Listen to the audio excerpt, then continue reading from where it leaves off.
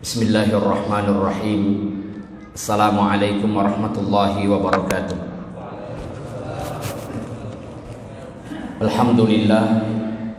Alhamdulillahilladzi arsala rasulahu bil huda wa dinil haqq liyuzhirahu 'alad dini kulli wa kafa billahi syahida. Salatan wa salaman ala rasulillah wa ala alihi wa ashabihi ajmain, amma ba'du.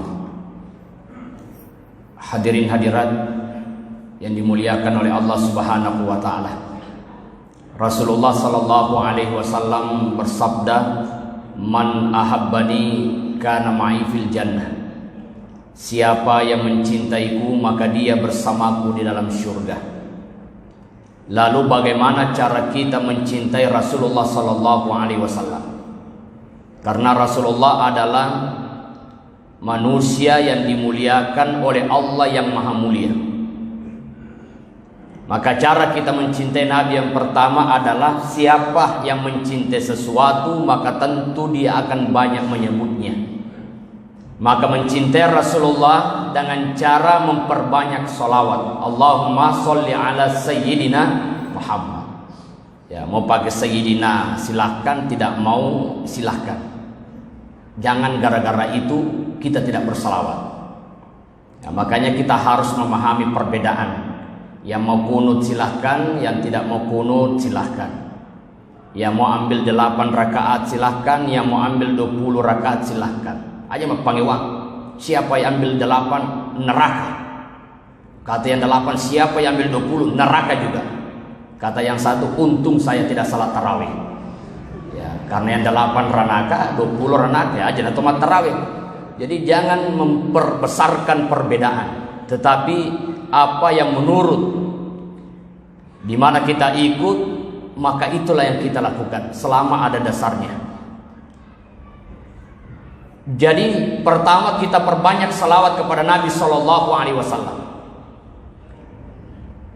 Kata Rasulullah sallallahu alaihi wasallam, siapa yang bersalawat kepadaku di hari Jumat dan di malam Jumat, maka malaikat Jibril akan menyampaikan salam itu kepadaku secara langsung, dan aku, kata Nabi, akan menjawab salam itu.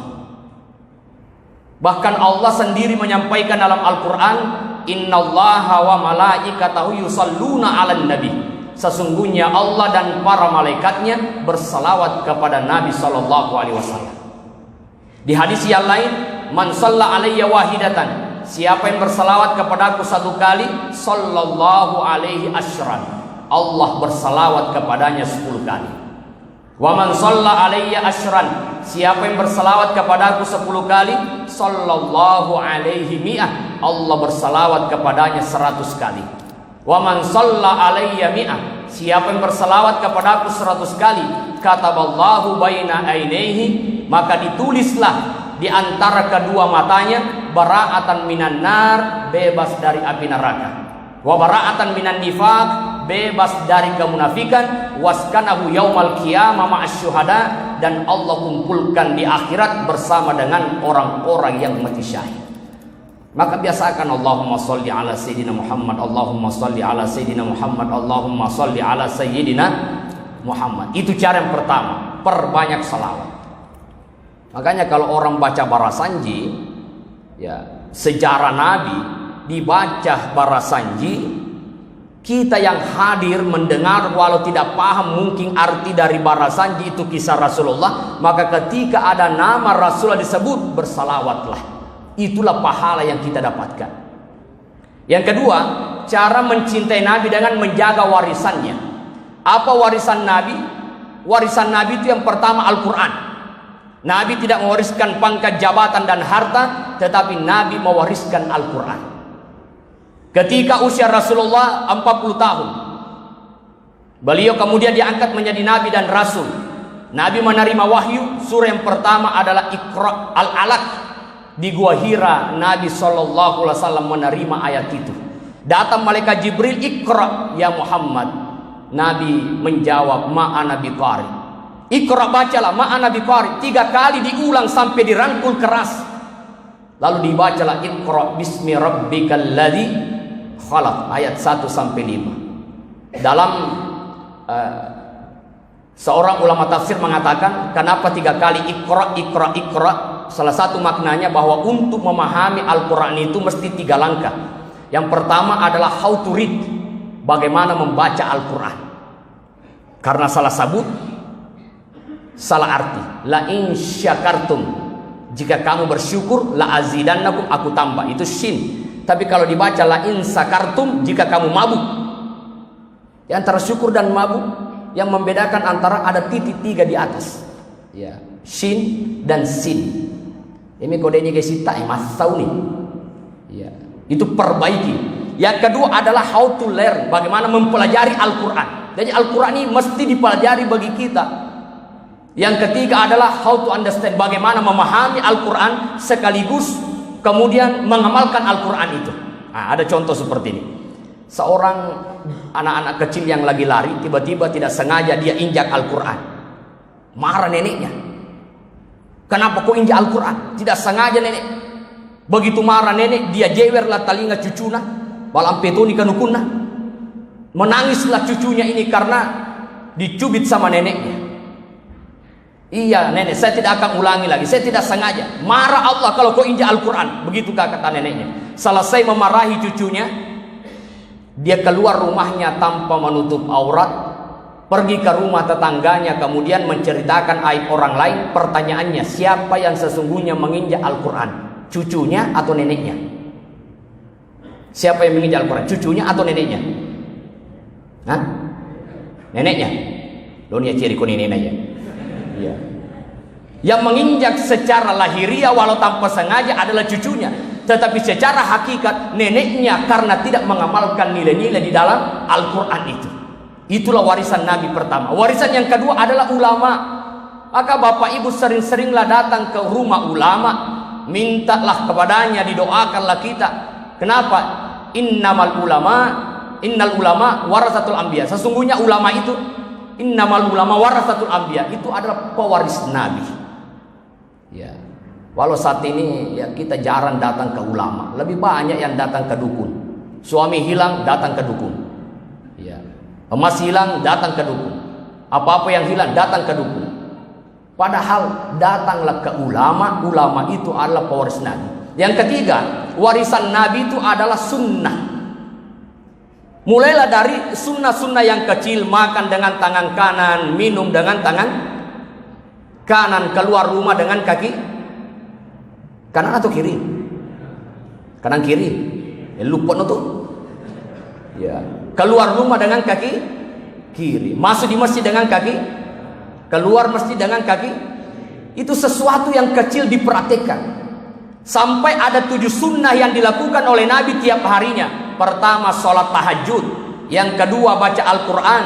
Ketiga, selalu sholat berjamaah. Yang keempat, dalam keadaan berwudu. 5, selalu istighfar. Sholat duha. Itu yang dilakukan oleh Nabi. Yang ke-7, sedekah. Jadi 7 sunnah Nabi SAW yang setiap harinya Nabi lakukan.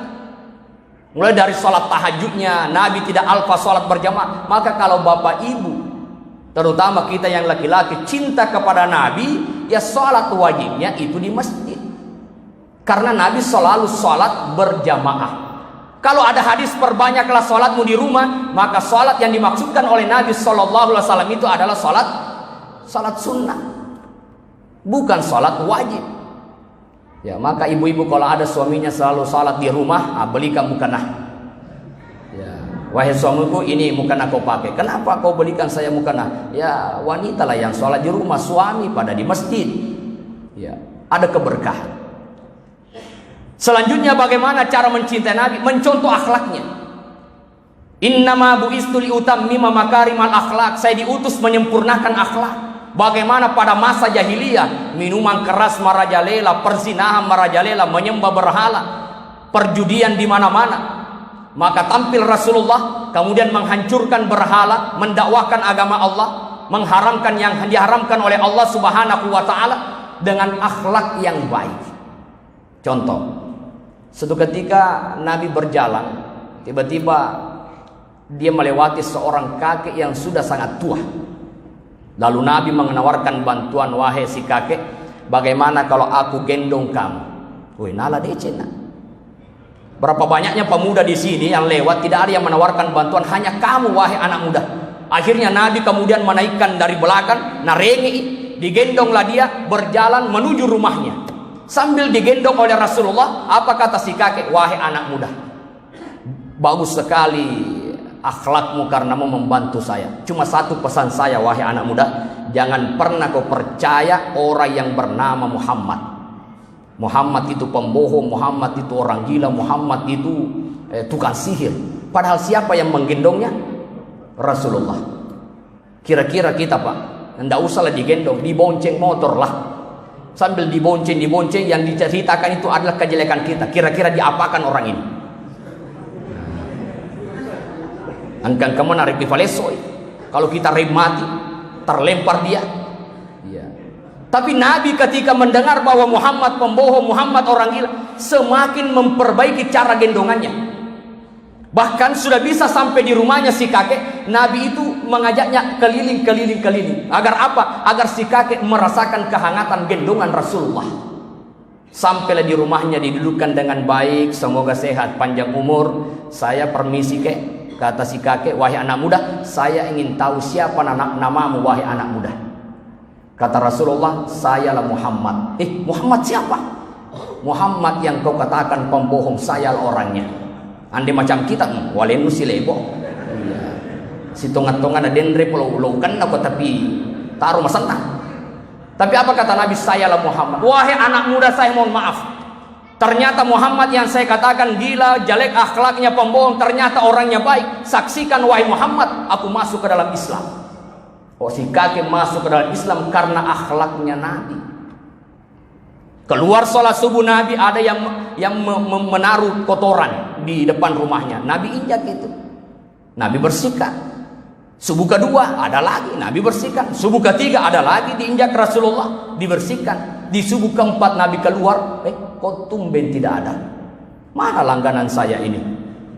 Ya, cari informasi, oh ternyata sakit. Ya Rasulullah, orang yang menaruh kotoran di depan rumahmu itu sakit. Bergegas Rasulullah pulang ke rumah. Ya Aisyah, adakah makanan? Ada ya Rasul, bungkuskan. Mendengar dia sakit, Rasulullah mengambil kue di rumahnya, lalu kemudian membawakan, mengetuk pintu. Berkata di dalam, siapa di luar? Saya Muhammad. Masih lagi. Tamatlah saya ini. Pasti Muhammad akan membalas. Pasti dia tahu saya lah yang menaruh kotoran. Pasti mau memukul saya. Ternyata Rasulullah masuk, mendoakan, memberikan kue. Apa kata orang ini? Wahai Muhammad, Abu Jahal yang menyuruhku menaruh kotoran di rumahmu, dia tahu aku sakit, belum pernah dia kunjungi saya. Engkau yang saya celakai, ternyata engkau orang yang pertama kunjungi saya. Aku masuk ke dalam Islam. Luar biasa. Kira-kira Pak, kalau ada yang menaruh kotoran di rumah kita, dibawakan kue apa tidak? Hah? Dibawakan apa tidak? Dena musita. Iya. Inilah akhlaknya Nabi. Bukan hanya terhadap manusia. Suatu ketika Nabi SAW ketika akan berangkat ke masjid, dia ganti pakaiannya. Nah, inilah pelajaran Bapak Ibu. Kalau mau ke masjid, pakailah pakaianmu yang bagus. Jangan dari pagi dipakai ke kantor, ke sekolah, kemana-mana, ke pasar. Itu pula yang dipakai salat tarawih. Pas dia takbir Allahu Akbar, dia khusus sendiri, tapi di sampingnya pingsan. Ya. Kenapa ada kelelawar keluar dari ini? Ya. Maka pakailah wangi-wangian. Rasul mengganti bajunya. Tetapi ketika, maka anak-anak muda yang sering pakai baju kos ke masjid, ya usahakanlah pakai baju kos yang agak panjang ke bawah itu. Karena biasa juga mengganggu konsentrasi yang di belakang. Soalnya ketika dia sujud, mompo iro Batman. Iya. Tenaga dia tarik, apanya mau ditarik? Memang bajumu pendek. Kenapa mau bikin susah? Maka pakailah yang agak panjang supaya ketika kau sujud auratmu tidak kelihatan, tidak mengganggu yang di belakang. Maka kalau salah jangan pakai baju yang banyak tulisan. Ya, coblos nomor 1. Ya, padahal yang di belakangnya adalah pendukung nomor 2. Oh, bahaya ini di depan ini. Mengganggu konsentrasi. Nah, ketika Rasulullah akan mengganti baju, ternyata ada seekor kucing yang lagi tidur di atas lengan baju Rasulullah. Di atas lengan baju Rasulullah, kucing itu tertidur. Nabi menunggu Mudah-mudahan kucing ini tertidur, ternyata mudah-mudahan kucing ini terbangun, ternyata tidak, nyenyak tidurnya ini kucing. Ya sama lah kalau mendengar ceramah biasa ada satu dua nyenyak tidurnya orang ini. Ya, tapi tidak ada lagi, alhamdulillah. Ya. Kalau ada yang di sini, bukan dia yang salah, yang di sebelahnya salah. Kenapa kau tidak bangunkan dia? Ya. Apa yang dilakukan oleh Nabi? Dia tunggu. Tapi karena waktu salat akan segera tiba, kucing pula belum terbangun. Apa yang dilakukan oleh Nabi? Nabi mengambil sebuah alat. Anggaplah kita katakan Nabi mengambil sebuah gunting, lalu kemudian menggunting lengan baju Rasulullah, lalu kemudian dia pakai. Dia lebih memilih menggunting lengan bajunya ketimbang mengganggu tidurnya seekor kucing yang lagi nyenyak. Wassalamualaikum warahmatullahi wabarakatuh.